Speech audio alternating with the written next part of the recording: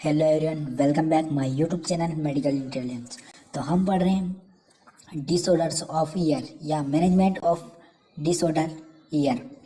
तो जिसके अंदर हमारा टॉपिक नंबर 3 है, जिसके पहले टॉपिक में हमने पढ़ा था ओटाइटिस मीडिया, और आज का हमारा टॉपिक है फॉरेजन बॉडी इन द ईयर। तो फॉरेजन बॉडी यानी कोई सी भी फॉरेजन बॉडी जब एंटर करती है ईयर के अंदर तो क्या जो है ये कॉम्प्लिकेशन और क्या इन्फेक्शन होता है वो हम पढ़ेंगे। तो फॉरेजन बॉडी का मतलब होता है कि कोई भी यानी कि कोई छोटा सा माइक्रो ऑर्गेनिज्म या फिर छोटा सा कंकड़ समझ लीजिए, या कोई फल या कहीं का दाना समझ लीजिए, कोई भी, यानी फॉरेजन का मतलब ही होता है कोई भी चीज़।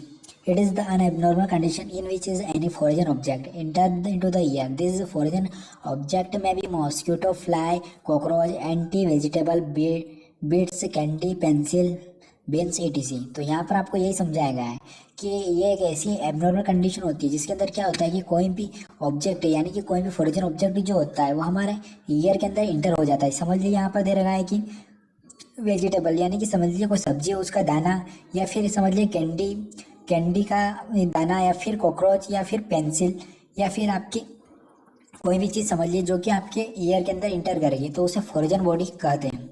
अब फॉरेजन बॉडी क्या क्या जो है कि क्या क्या सिम्टम्स उसको दिखाई देंगे इन्फेक्शन में, या फिर क्या क्या उससे होगा। तो क्लिनिकल मैनिफेस्टेशन के अंदर, क्लिनिकल मैनिफेस्टेशन का मतलब ही होता है सिम्टम्स। क्या क्या सिम्टम्स हमें देखने को मिलेंगे। Feeling of fullness in the year, तो फीलिंग ऑफ फुलनेस ईयर में हमें फीलिंग होगी। पेन में भी होगा, तो पेन हमें जो है कि फीलिंग होगा, इचिंग होगी, इरिटेशन हो सकता है हमारे, नोजिया एंड वोमिटिंग हो सकती है, वोमिटिंग भी हो सकती है और नोजिया भी हो सकता है। Buzzing in the ear, buzzing हो सकता है।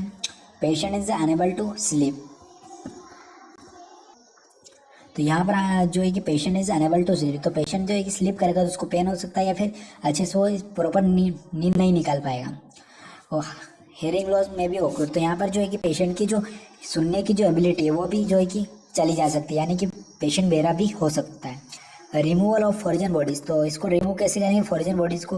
Reserve the patient is provide comfortable position, तो पेशेंट को सबसे पहले क्या है कि कंफर्ट पोजीशन प्रोवाइड करेंगे doctors. If foreign object is visible and it is easily to grasp with this tweezers then remove it, तो यहाँ पर फॉरेजन ऑब्जेक्ट को क्या है कि अच्छे से विजिबल होगा तो उसको डॉक्टर क्या करेंगे कि ग्रेप्स और ट्विंजर जो इंस्ट्रूमेंट होते हैं उनकी मदद से जो है कि रिमूव करेंगे।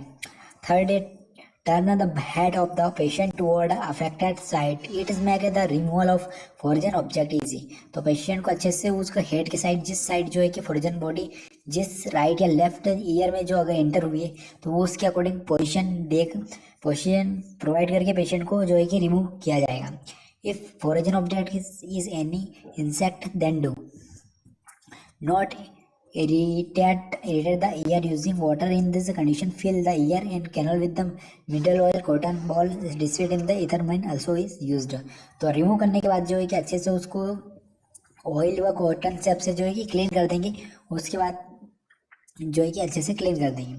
Do not try to remove the foreign object using match sticks and then iron wire, this may be cause injury to the auditory canal, tympanic membrane and middle ear. तो यहाँ पर अगर आपके ईयर के अंदर अगर कोई फॉरेजन बॉडी एंटर हो गई है तो आपको उसको अपनी सहायता से यानी रिमूव नहीं करना है, यानी कि कोई भी जो आयरन की जो चीज़ें बनी हुई है उससे बाहर नहीं करना है, फिर कॉटन स्वैप से बाहर रिमूव नहीं करना है, या फिर उससे क्या है कि आपके जो ईयर्स होते हैं उसके अंदर ऑर्डिनरी जो कैनाल होती है और जो टेम्पेनिक मेम्ब्रेन होती है वो इंजर्ड हो जाएगी, जिससे क्या है कि आपके मिडिल ईयर में जो है कि इन्फेक्शन और बहुत से कुछ हो सकता है। Use ear forceps to remove the foreigns object for required, तो यूज़ करके फोर्सेप जो होता है उसको यूज़ करके इंस्ट्रूमेंट को जो है कि रिमूव कर देंगे ऑब्जेक्ट को।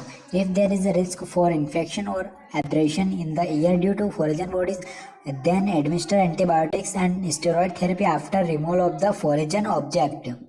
तो यहाँ पर क्या होगा कि जिससे क्या है कि बहुत सारे इन्फेक्शन और रिस्क फैलने के चांसेस बढ़ जाते हैं।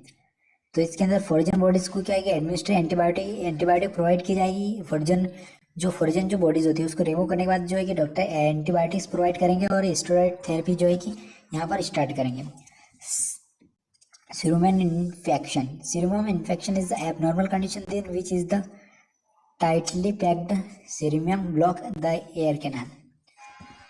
तो अगला टॉपिक हमारा सीरम इन्फेक्शन। तो अगले टॉपिक में हम पढ़ेंगे सीरम इन्फेक्शन क्या होता है। तो आज का टॉपिक हमारा कंप्लीट हुआ। वीडियो लाइक करो, चैनल को सब्सक्राइब करिए।